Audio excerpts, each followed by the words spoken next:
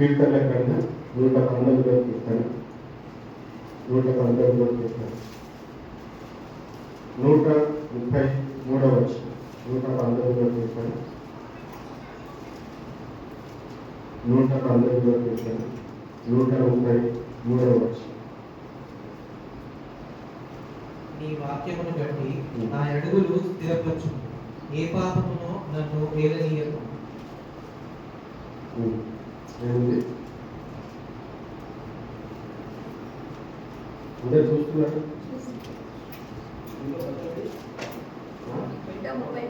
133 ఏముంది అక్కడ?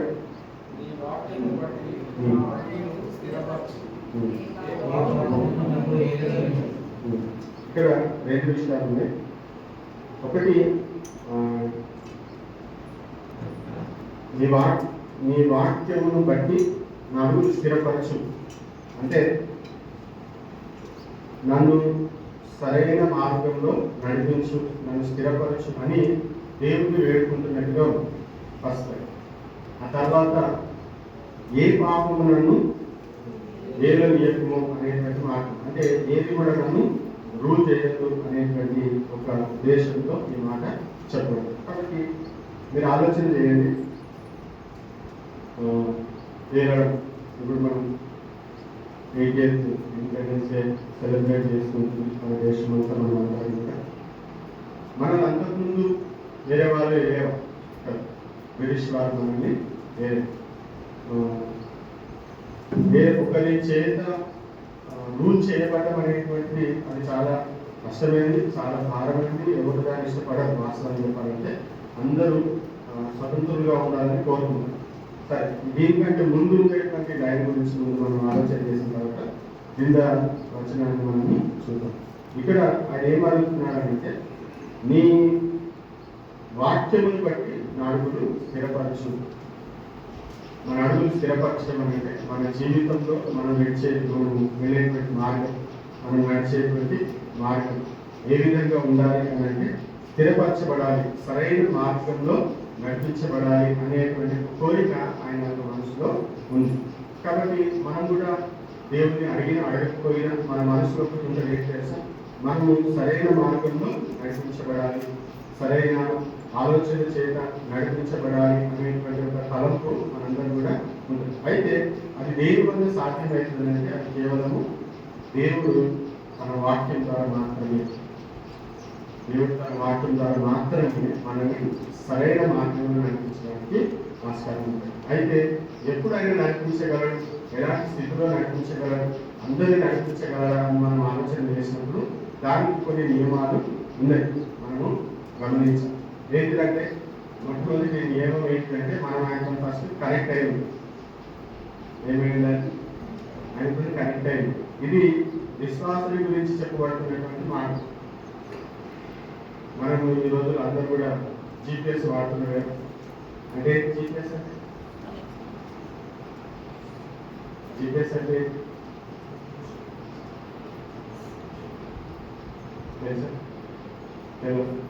వాడటంగానే మనం GPS అంటే ఈ మధ్య మనం చాలా అంటే వాడేస్తూ ఉంటాం, కానీ దాని అర్థం తెలియదు, దాని ఉద్దేశం లేదు. నేను ఎక్కువ గమనిస్తుంది ఏంటంటే చాలా మంది మార్కెట్ పోతారు, బిల్ పే చేసేటప్పుడు వాళ్ళు ఏమంటారు,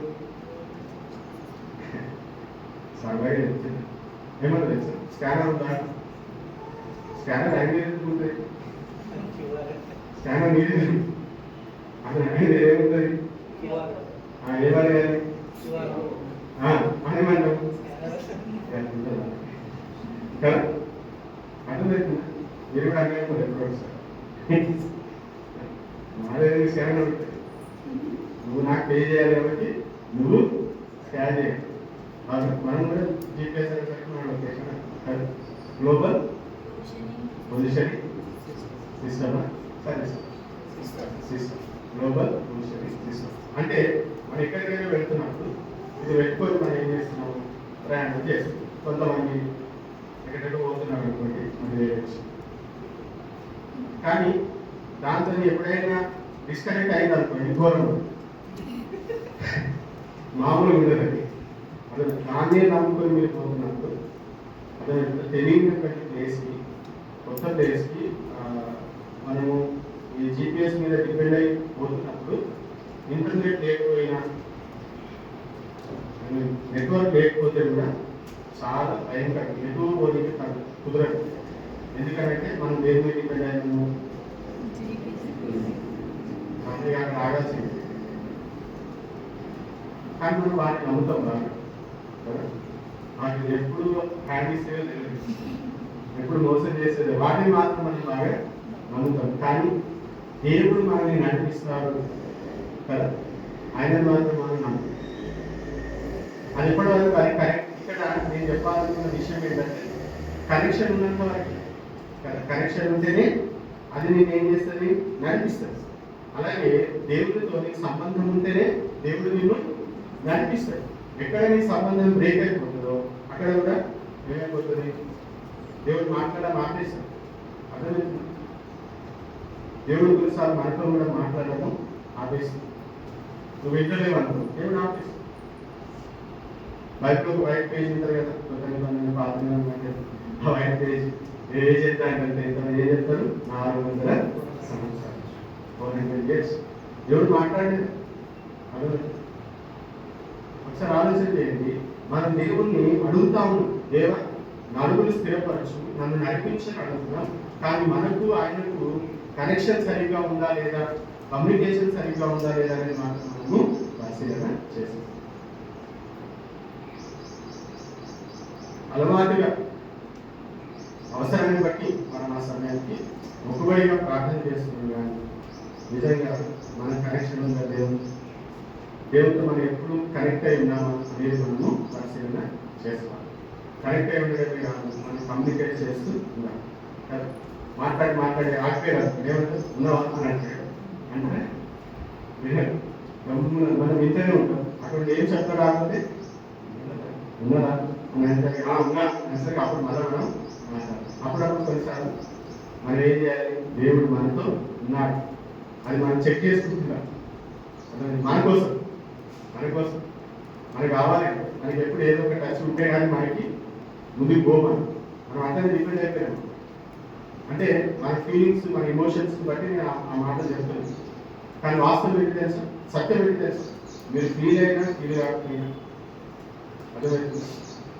దేవుడు కార్యం చేసినా చేయకపోయినా ఆయన నీతో ప్రామిస్ చేసేది నేను ఉంటానంటే ఆయన ఉంటాడు. అర్థమవుతుంది, ఆయన మీతోనే ఉంటాడు. సరే, ఇప్పుడు మనం ఇక్కడ ఏం గమనిస్తున్నామంటే దేవుని యొక్క నడిపింపు కొరకు ఆయన ఏం చేస్తున్నాడు, ప్రార్థన చేస్తున్నట్టుగా మనం చూస్తున్నాం. చూడండి కొన్ని వచనాలు వాటికి సంబంధించినవి కూడా మనం చూసాం. 37వ కీర్తన 23వ వచనం, 37:23. 37వ కీర్తన 23వ వచనం. ఒకని నడత యెహోవా చేతనే స్థిరపరచబడును, వాని ప్రవర్తన చూసి ఆయన ఆనందించును. ఒకరి నడత అంటే తెలుసా, ప్రవర్తన, వాని జీవించే జీవిత విధానం యెహోవా చేతనే, వాని ప్రవర్తన చూసి ఆయన ఆనందించును అనేటువంటి మాట. మన ప్రవర్తన చూసి దేవుడు ఏం చేస్తాడంటే ఆనందిస్తాడు. మన వే ఆఫ్ లైఫ్ సింపుల్ చెప్పాలంటే మనం ఏ విధంగా జీవిస్తున్నాము ఆ జీవిత విధానం చూసి దేవుడు చాలా ఆనందము కలుగుతుంది. అలాగే సామెతల గ్రంథం 3వ అధ్యాయం 5-6 వచనాలు మనందరికీ తెలిసిన మాట. సామెతల గ్రంథం 3వ అధ్యాయం 5-6 వచనాలు.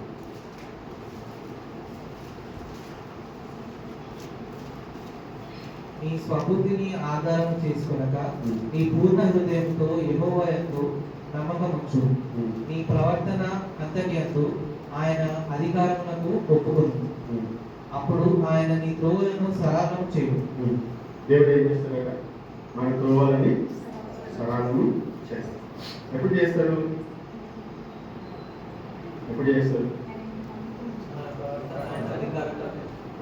మన ప్రవర్తన అంతటి ఆయన అధికారములకు ఒప్పుకున్నప్పుడు అప్పుడు ఆయన మాట్లాడే, అప్పుడు ఆయన ఏంటి, పైన ఏదో ఒకటి ఏముంది, పైన నీ ప్రవర్తన అంతటి ఆయన అధికారంలో ఒప్పుకుంది. అంటే నా ప్రవర్తన అంతటి మీద బాస్ ఆయననే అని ఒప్పుకుంటే అప్పుడు దేవుడు ఏం చేస్తాడు? నీ మార్గంలో దేవుడు సరళం చేస్తాడు, స్థిరపరుస్తాడు. కాబట్టి మన ప్రవర్తన అంతటి మీద ఆయన అధికారాన్ని మనం ఒప్పుకున్నాం అంటే సరెండర్ అయినాము, సబ్మిట్ అయినాము, మనల్ని మనం దేవుడికి అప్పగించుకుంటే దేవుడు ఏం చేస్తాడు? ఖచ్చితంగా మనల్ని నడిపిస్తాడు. అందులో ఎలాంటి అనుమానము లేదు. ఎలా నడిపిస్తాడు దేవుడు? ఎలా నడిపిస్తాడు? 119 కీర్తన 105 వచ్చి 119 కీర్తన 105 వచ్చి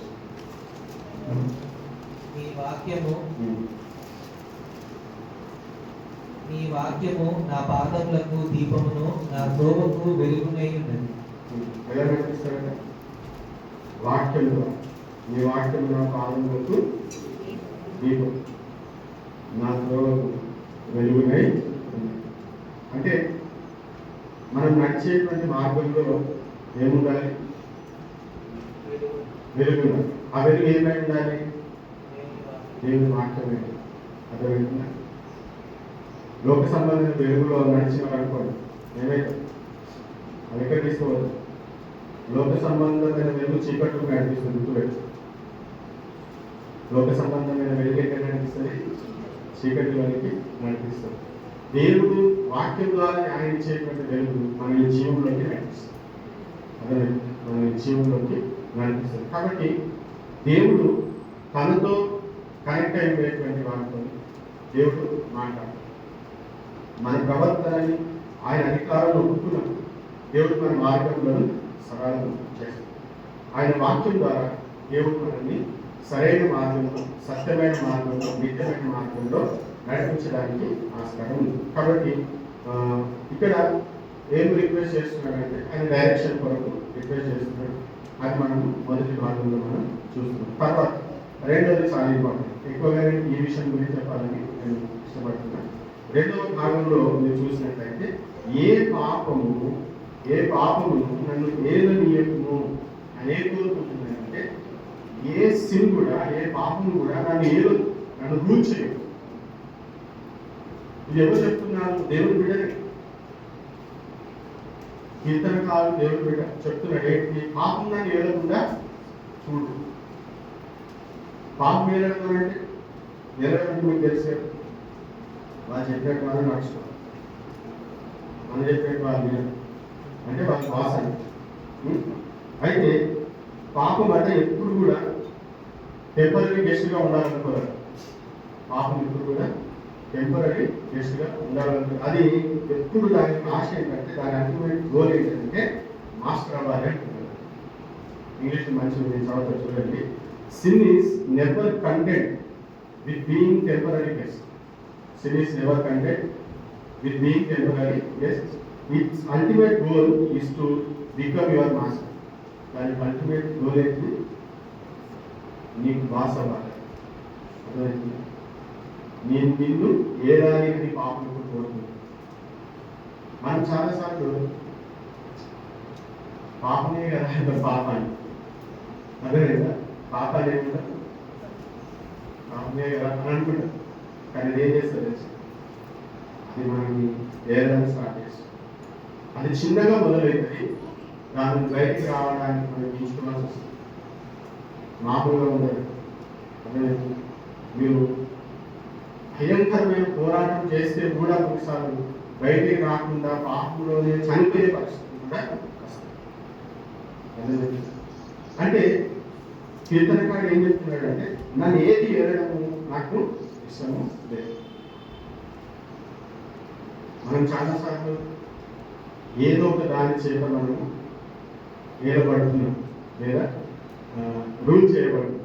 కరెక్ట్గా చెప్పాలంటే ఏదో ఒకటి మనల్ని కమాండ్ చేస్తుంది.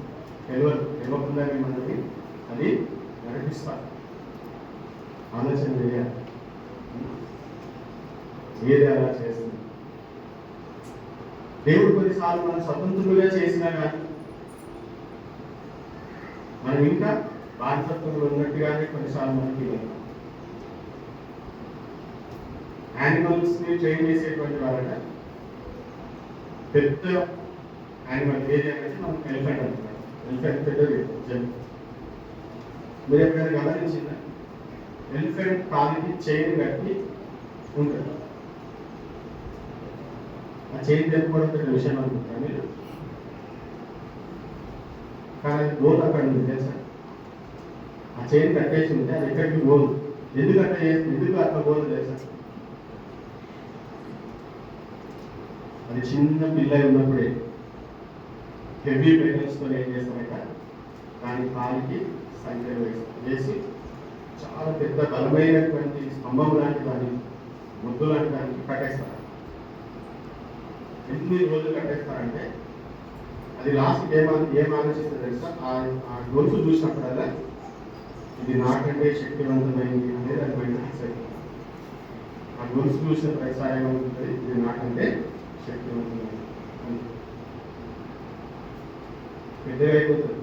అదే కొన్ని పనుల బరువైపోతుంది. కానీ అక్కడ ఏం చేస్తారు సార్, ట్రైనర్ తీసుకొచ్చి ఆ కాల్ ముంచేసి ఒక సింపుల్ దానికి కట్టేస్తారు. ఈ కట్ట వచ్చేస్తారు మాస్టర్. కానీ అది వేయలేదు. ఎందుకు అది నాకంటే శక్తివంతం అలవాటే. అర్థమవుతుంది. కొన్నిసార్లు దేవుడు మనల్ని విడిపించినా కానీ మనం ఏమనుకుంటున్నాం, బయటికి రాలేక ఇంకా నేను ఎప్పుడు ఇందులో నుండి బయటికి రాలేదేమో అని ఇబ్బంది పడుతున్న వారు, బాధపడుతున్న వారు చాలా మంది ఉన్నారు. అది మనము గ్రహించాలి. రోమిలకు రాసిన పత్రిక కొన్ని వచనాలు చూద్దాం. రోమిలకు రాసిన పత్రిక 6వ అధ్యాయం 14వ వచనం.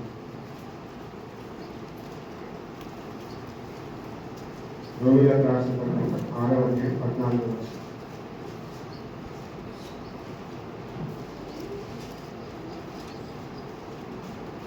మీరు కృపకే గాని ధర్మశాస్త్రమునకు లోనైన వారు కాదు కనుక పాపము మీ మీద ప్రభుత్వం చేయదు. ఏం చేయలేక పాపము మీ మీద ప్రభుత్వం చేయదు. పాపం మిమ్మల్ని ఏదడానికి లేదు, పాపం మిమ్మల్ని కమెంట్ చేయడానికి లేదు. కానీ మనం కూడా ఏమిలాగా ఏమైపోయినాం, బాగానే పెరిగినా కానీ ఏమైనా భయపడుతుంది కదా. ఇంకా నేను బంధకంలోనే ఉన్నామేమో అని మనము అనుకుంటా ఉంటాం. కానీ గమనించండి, ఏదే అధికారం కాపాడలేదు. యేసుక్రీస్తు లోకానికి వచ్చి మన కోసం మరణించి మనల్ని స్వతంత్రులుగా చేసి మనల్ని ఆ పాప బంధకాలను విడిపించి ఇప్పుడు మన మీద పాపము ఏదేది లేదు. నీకు సరళగా అయితే మనం చెప్పలేం. కానీ కీర్తనల గ్రంథం 19వ కీర్తన 11వ వచనం. కీర్తనల గ్రంథం 19వ కీర్తన 11వ వచనం.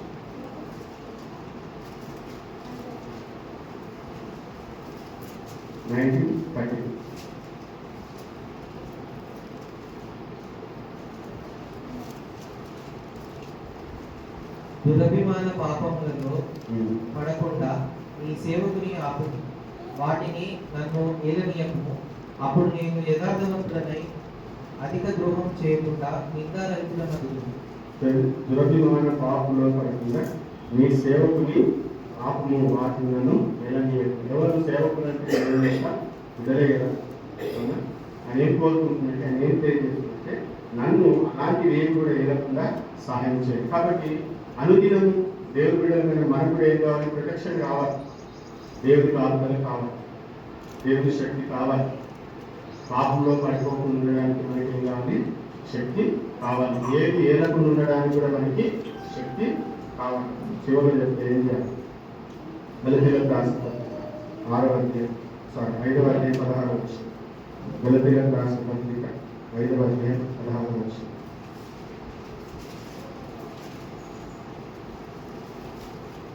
నేను చెప్పున్నదేమనగా ఆత్మానుసారముగా నడుచుకోడు, అప్పుడు మీరు శరీరేచ్ఛను నెరవేర్చరు. ఏంటంటే మీరేం చేయాలట, అప్పుడు మీరు శరీరం అంటే ఒకవేళ మీరు ఆత్మానుసారంగా నడుచుకోకపోతే శరీరేచ్ఛ నెరవేర్చారు. ఆత్మానుసారంగా మనం నడుచుకోకపోతే శరీరేచ్ఛను నెరవేర్చే అవకాశము ఉంది. కాబట్టి మనం ఏం చేయాలి, అటువంటి సమయంలో మనము వాటితో మనము పోరాడాలి. చిన్నగా మొదలైతే పెద్దగా కాదు, చిన్నగా మొదలైతే కానీ ఏం చేస్తుంది తెలుసా? మొత్తం మన జీవితాన్ని నాశనం చేస్తుంది. ఈ రోజుల్లో చాలామంది, నేను చెప్తున్నా కానీ చాలామంది జీవితాలు ఏదో ఒకటి ఏడుతుంది. దేవుడు కాక వేరేవి ఏర్పాటు. ఎందుకంటే మన జీవితంలో జయ జీవితం స్వతంత్రంలో అంటున్నాం కానీ మనకి మానసిక వ్యక్తి లేదు. నేను మన క్రీస్తులో స్వతంత్రంగా వచ్చినాము, మన దేశంలో మనకి స్వతంత్రం వచ్చినాము, కానీ మన బ్రతుకులు మాత్రం అట్లా లేదు. ఎందుకంటే మనము కొన్ని విషయాల్లో నిర్లక్ష్యంగా ఉంటున్నాం. కొన్ని విషయాలు ఏం చేస్తున్నాము? నిర్లక్ష్యంగా ఉంటున్నాం. చిన్నదే కదా, గెలుస్తుంది, అర్థమవుతుందా? అది ఎంతసేపు నేను విజయగా. కొంతమంది అంటారు కదా, మీరు విన్నారా? నేను తలుచుకుంటే అలా లాభంలో ఏమన్నా నేను తలుచుకున్నాను అనుకో 2006 నెలలు అవుతారా? కానీ అంటారు అంత ఈజీ ఏమి కాదు. రోజన్ బార్ గురించి తెలుసా? రోజన్ బార్ విన్నారా? రోజన్ బార్ ట్రాయ్ అనేటువంటి. అయితే గ్రీకులు ఆ పట్టణం మీదకి యుద్ధం చేయడానికి వాళ్ళు చాలా ప్రయత్నం, అంటే వాటి యొక్క గోడలు ఎంత బలం ఉన్నాయంటే ఎన్ని రకాల ప్రయత్నాలు చేసినా కానీ ఆ గోడలు పడిపోతుంది. ఆ యొక్క పట్టణాన్ని వాళ్ళు జయించలేకపోతుంది. అప్పుడు వాళ్ళు ప్లాన్ చేస్తారు. ఏం ప్లాన్ చేస్తారంటే ఒక హార్స్ తయారు చేస్తారు. ఏం తయారు చేస్తారు? ఒక హార్స్ తయారు చేస్తారు. చెట్టును పెద్ద హార్స్, చాలా పెద్ద హార్స్ తయారు చేస్తారు. తయారు చేసి వారు ఆ డోర్కి, వాళ్ళ యొక్క దేవుడు డోర్, మెయిన్ డోర్ ఉంటే పెద్ద ప్రాకారం, దాని పెద్ద డోర్, అక్కడ ఆ డోర్ ముందు దాన్ని వదిలిపెట్టేసి ఇక మీరు ఓడిపోయినాం అన్నట్టుగా వారు వెళ్ళిపోతారు. ఎవరు? గ్రీక్. వెళ్ళిపోయినప్పుడు ఆ పట్టణస్తులు ఏం చేస్తారంటే తలుపు తీసి చూస్తారు. చూస్తే ఎవరు లేదు, శత్రువులు పారిపోయారు అని చెప్పి వాళ్ళు సంబరంగా ఏం చేస్తారంటే ఈ వింతగా అనిపిస్తారు అన్నమాట. ఆ హాసును చూస్తారు, దానికి చక్రాలు కూడా ఉంటాయి. ఈ రోజు ఇట్లా పెట్టేసిండు, ఇది గిఫ్ట్ అనుకొని ఏదో అనుకుని మిగతా దాన్ని ఏం చేస్తారు? ఆ పట్టణంలోనికి తీసుకొని పోతారు. డోర్ వేసేస్తారు. శత్రువులు భయం ఉంది కదా, డోర్ వేసేసి వాళ్ళ సెలబ్రేషన్స్లో వాళ్ళు ఉంటారు. ఇక రాత్రి అందరూ పడుతున్న తర్వాత ఆ హార్స్ యొక్క కడుపులో చిన్న కేక్, అందులో నుండి చాలా కొద్ది మంది వచ్చి వాళ్ళ పట్టణంలో ఉన్న వాళ్ళతో యుద్ధం చేయరు. వాళ్ళు సింపుల్గా ఏం చేస్తారు తెలుసా? డోర్ ఓపెన్ చేస్తారు. సింపుల్గా ఏం చేస్తారు? డోర్ ఓపెన్ చేసిందా అతను అక్కడ ఏముంది? గ్రీక్ సైన్యము రెడీగా ఉంది. అందరూ లోపలికి వచ్చేసి మొత్తం ఆ పట్టణాన్ని చిన్నదే వాళ్ళతో ఫైటింగ్ చేసిందా? తలుపు తీసిందా? అయిపోయింది. ఇది జరిగిన సంఘటన. నేను స్కూల్ కూడా చదువుకున్నాను, మీకు కూడా చదువు ఉండొచ్చు క్లాస్లో.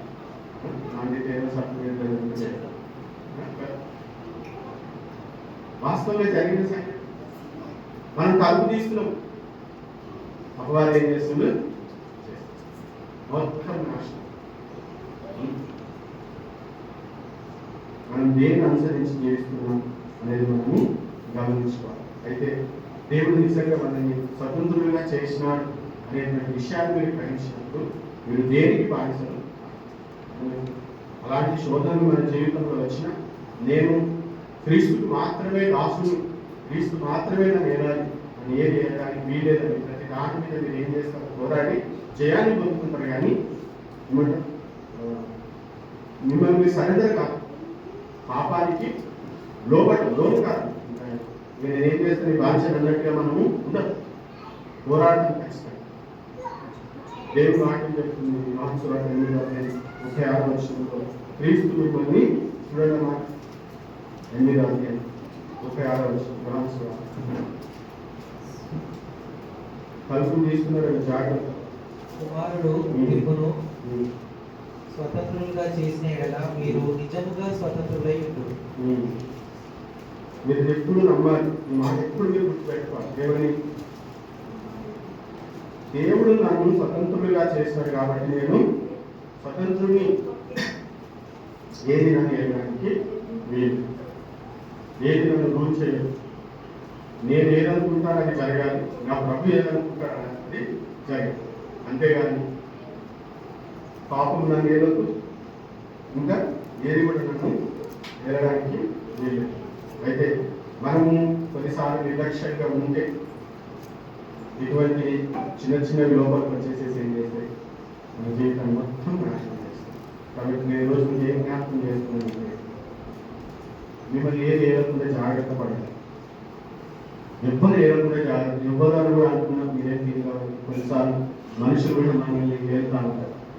వాళ్ళు కూర్చోబెట్టి లేకుంటే లేవు, అది కూడా కరెక్ట్ కాదు. మనల్ని ప్రభువే ఎలా, ఏ వస్తువు ఏలొద్దు, ఏ అలవాటు ఏలొద్దు, ఏ వ్యసనం అనేది వెళ్ళడానికి వీలు. ఇది లేకుండా నేను ఉండలేను అనేది రావద్దు మన జీవితంలో ఎప్పుడైనా. మరి ఏం చేయాలి? ఒకవేళ అనుకోకుండా వస్తే ఒక చిన్న ఉదాహరణ చెప్పేసి ముగిస్తామని ప్రార్థనగా చేయాలి. ఒకసారి ఒక పైలట్ సింగిల్ ఇంజన్, అంటే ఇంతమంది ఒకసారి చెప్పాను, ఒక్కరే ప్రయాణం చేస్తాం, ఇద్దరే ఉంటారు ఎక్కువ మంది కూర్చోడానికి. ఆయన ఫ్లైట్లో పోతా ఉంటాడు. వెళ్తా ఉన్నప్పుడు కొంచెం ఎత్తుకుపోయిన తర్వాత ఆయన సౌండ్ వినిపిస్తా ఉంటుంది. సౌండ్ వినిపిస్తుంది. ఏంటిదంటే ఆయన ఫ్లైట్లో చిన్న ఎలుక వచ్చేసి ఆ ఎలుక ఏం చేస్తుంది తెలుసా? వైర్లను కొరకడం స్టార్ట్ చేస్తుంది. వైర్లను కొరకడం స్టార్ట్ చేస్తుంది. ఆయన వెనక్కి చూసేసరికి ఆయన టెన్షన్ వేస్తుంది. ఇప్పుడు ఆ ఎలుక ఎక్కడ బయలుదేరుతుందంటే మెయిన్ వైర్ ఏదైతుందో అది కట్ చేసిందంటే కనిపిస్తుంది. ఇప్పుడు నేను ఏం చేయాలి? నేను ఎట్లాంటి ప్లేస్ ఉంటాడంటే కిందికి దిగలేని ప్లేస్ లాగా ఉంటాడు అన్నమాట. అలాంటి పరిస్థితి ఏం చేయాలి? సడన్గా యోగానికి ఒక ఆలోచన ఇస్తుంది. ఆయన ఏం చేస్తుంది? ధైర్యం చేసి ఇంకా ఎత్తుకు తీసుకెళ్తాడు. ఆ ఫ్లైట్ ఏం చేస్తుంది? ఇంకా ఎత్తుకు తీస్తుంది. 10,000, 1500 అట్లా ఇంకా బాగా ఎత్తుకు తీసుకెళ్ళేసరికి కొద్దిసేపు అయ్యేసరికి వెనక్కి చూసేసరికి సౌండ్ ఆగిపోతుంది. సౌండ్ అయిపోయి వెనక్కి చూసేసరికి ఏమైపోతుందంటే వెనక్కి చచ్చిపోతుంది. ఎందుకంటే అంత ఎత్తులో అది బతకడం చాలా కష్టం అన్నమాట. అర్థమవుతుంది. అప్పుడు అది చచ్చిపోయిన తర్వాత మళ్ళీ దీనికి వస్తుంది. ఇక్కడ పాయింట్ ఏంటంటే, మన జీవితంలో ఇటువంటివి వచ్చినప్పుడు మనం ఏం చేయాలి? ఇంకా ఎత్తుకి వెళ్ళాలి. ఆ ప్రమాదాన్ని మనం గెలవలేము, ఆ శోధనని జయించలేము, అలవాటుని నేను బయటికి రాలేనంటే నీ స్పిరిచువల్ స్ట్రెంగ్త్ని ఏం చేయాలి? ఇంక్రీజ్ చేసుకున్నప్పుడు కొంత ప్లేస్ పోయి కొంత లెవెల్ పోయిన తర్వాత ఇంకా దాని ప్రభావం నీ మీద ఉంటుంది. అర్థమవుతుందా? దాని ప్రభావం నీ మీద ఉండదు. ఎలుక ఉంటుందేమో కానీ అదేం చేయలేదు. నేను చెప్పేది అర్థమవుతుంది? ఏమో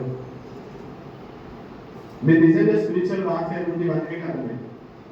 అర్థమైంది. మీరు ఆత్మీయ పోరాటం ఉంటే మీరు ఖచ్చితంగా అర్థమైంది. ఏది మనం ఏరుతుంది, దేన్ని మనం జయించలేకపోతున్నాం, మనం ఎలా పోరాడుతున్నాం. అర్థమైంది. ఎందుకంటే మనం స్వతంత్రులుగా ఉండాలి. స్వతంత్రులే దేవుడి రాజ్యం కొరకు పాటుపడగలరు. ఆల్రెడీ మనం దానికి బానిసైన వేరే వారికి స్వతంత్రం వేసుకొని ఏం ప్రకటిస్తుంది చెప్పారు కదా. తలకాయ మీద వెంట్రుక లేని వాడు ఒక ఆయిల్ అమ్ముతున్నాడు అనుకోండి, ఈ ఆయిల్ ద్వారా నీకు వెంట్రుకలు వస్తాయని మీరు తీసుకుంటున్నాడు. తీసుకో. మన జీవితంలో కూడా మనము స్వతంత్రం కాకుండా స్వాతంత్రం గురించి మనం ప్రకటించాలి. మనకు ప్రతి విధమైనటువంటి నియమ నిబంధనల నుండి కట్టడల నుండి దేవుడు మనకు విడుదల ఇచ్చినాడు అనేటువంటి ఆ స్వాతంత్రాన్ని మనం అనుభవిస్తేనే ఇతరులకు మనం ఏం చేయగలము? స్వాతంత్రం గురించి మనము చెప్పగలం. క్రీస్తులో ఉండేటువంటి స్వాతంత్రం గురించి మనము చెప్పగలం. కాబట్టి దేవుడు మనల్ని స్వతంత్రంగా చేసినాడు. మనం బానిసలుగా ఉండడానికి వీలు. ఏ పాపం కూడా మనల్ని వెళ్ళడానికి వీలేదు. అది దేవునికి ఇష్టం. మనం స్వతంత్రులుగా ఉండాలి. మనం సంతోషంగా ఉండాలి. బానిసలు సంతోషంగా ఉంటారు, స్వతంత్రులు సంతోషంగా. బానిస బ్రతికెట్లుంటే తెలుసా? అసలు చచ్చిపోతే బాగుందండి. నిజం. బానిసల బ్రతుకు ఎట్లుంటే చచ్చిపోతే సాగుడు రాదు. అది అంటారు కదా. అటువంటి స్థితిలో దేవుడు మనల్ని బయటకు తీసుకొచ్చి మనం స్వతంత్రంగా చేసింది. కాబట్టి రెండు విషయాలు మనం దేవుని సంఘాలు, ఒకటి దేవుడు మన యొక్క అడుగులను స్థిరపరచాలి, దేవుడు మనల్ని సరైన మార్గంలో నడిపించాలి, ప్రాణానుకున్న విధానంలో నడిపించాలి. రెండవది మనం ఏ పాపము వేయడానికి ఏది మనల్ని గురించడానికి వీలేదు, దేవుడు మాత్రమే మనల్ని అటు కృప దేవుడు మనకి దయచేయమని ప్రార్థన చేస్తుంది. అందరం ఒక నిమిషం ప్రభు సన్నిధిలో యథార్థంగా ప్రభు సన్నిధిలో గడపడానికి వచ్చిన వాళ్ళకి